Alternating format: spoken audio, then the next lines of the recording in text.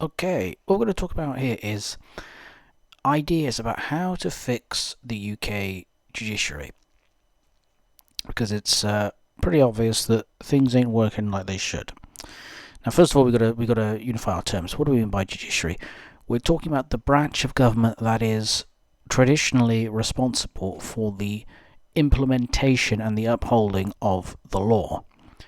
This is, of course, separated from the legislature that creates the law and the executive, which implements policy and uses many of the day-to-day to hand powers of the state to do what it needs to do. So, where to begin? Well, the vast majority of problems in the UK stem back to Tony Blair and his liberal bourgeois revolution of 1997. The fundamental problem with the UK judiciary is that it is no longer independent. Now, it never really was independent to begin with, but the judiciary had oversight from the legislature, from the House of Lords, upon it. We don't do strict separation of powers in the UK. Every branch of government can be looked onto by another branch in a limited way, and that system works a lot better than the present mess. So the judiciary is controlled by the government through various subtle means, and the most obvious one is that the Cabinet Office, the most powerful organisation in the country, which is the real government, this is the permanent bureaucracy. The Cabinet Secretary is the real Prime Minister. The Cabinet Office has total control over the recruitment of judges, the hiring of judges, their career path, their wages, their pensions, and it has access to their personnel files. Ordinarily, that wouldn't be a problem, but there are two types of personnel files. There are the dry personnel files, which, just things like what grades they got at school and such, and the wet personnel files. And this is information passed to them through a certain third party. That details things like incriminating behaviours and, can they afford a divorce? Are they up to their eyes in debt? Things of that nature. And they're also, the other thing is that the current cabal of judges, it takes about 20-25 years for a law student to end up to be a judge. They're the product of the legal industry, or the mindset they had 25 years ago, which is Blairite liberal internationalism. So we've got to fix the Cabinet Office. That's a whole talk in of itself. But we've got to return the control of the judiciary back to the Lord Chancellor. That was another thing Blair vandalised. The Lord Chancellor should be the head of the institution, Cabinet Office member, an elected MP. Not cabinet, a member of the Cabinet, not the Cabinet Office. So we need to bring it back into the control of the Lord Chancellor. We need to ditch the Supreme Court. You can still call it the Supreme Court, but it should be back under the scrutiny of some sort of elected committee. Traditionally, it was under the House of Lords. It's probably not going to work too well, but some kind of committee that can just keep an eye on the thing. So we've got to bring back the House of Lords, or the House of Commons to scrutiny. Another problem we have is so much of particularly the criminal prosecutions in the country, are run by the Crown Prosecution Service, the CPS. Now, the police get a lot of shtick and the police have a lot of problems, but you could have the most perfect police force in the world, and it's still a complete waste of time if the prosecutions are controlled by a politicised, largely incompetent, probably corrupt CPS.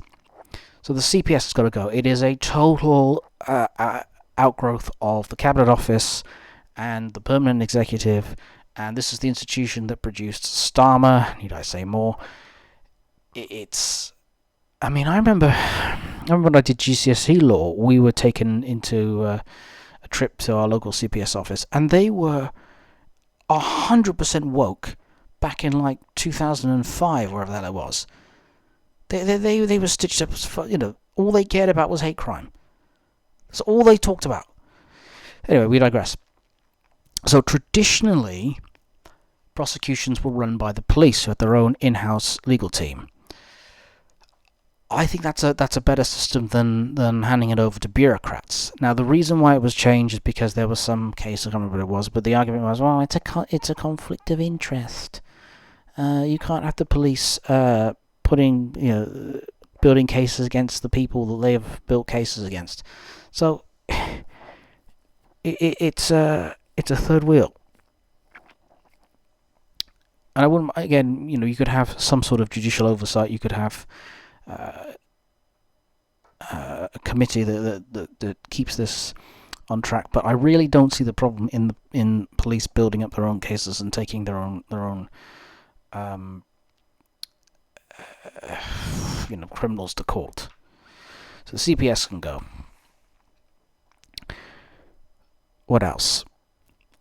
We need some kind of ability to fire judges, and we need an ability to remove judges from certain cases if it is evident that they are politically biased.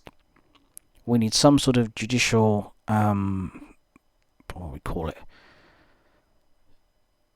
Not judicial review, that's something else. A kind of a judicial impartiality committee, who we hope will be politically impartial. But they should have the power to say, right, you can't sit on that case because looking at your social media and your career for the last 30 years, you are, you're Karl Marx on steroids or whatever.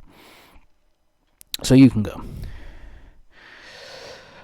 That would probably solve most of the problems. If you get the judiciary out of the permanent state, the deep state, dare I say, you probably got about 90% of the problems done.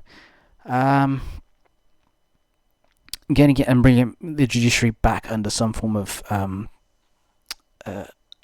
control of people who are elected to office. When I say control, I mean scrutiny.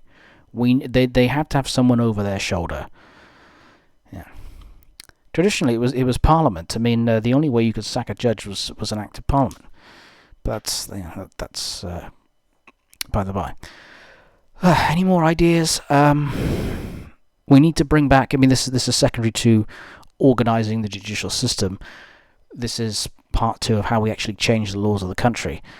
We need to bring back grand juries of indictment. Let a person's peers decide whether they should and can be charged with a crime. I would say we need to go back to the old felony misdemeanor division. What is felony misdemeanor?